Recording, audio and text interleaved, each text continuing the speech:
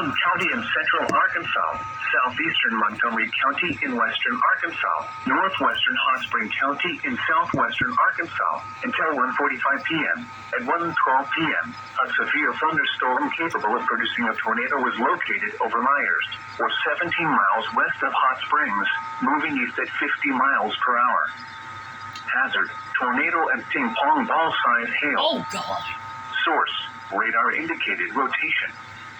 Impact, flying debris will be dangerous to those caught without shelter. Mobile homes will be damaged or destroyed. Damage to roofs, windows, and vehicles will occur. Tree damage is likely.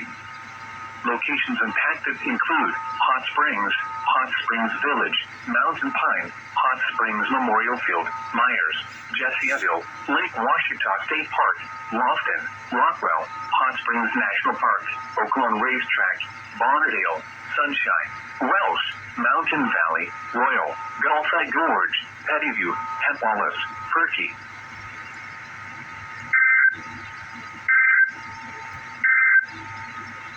Here are the latest weather conditions at noon.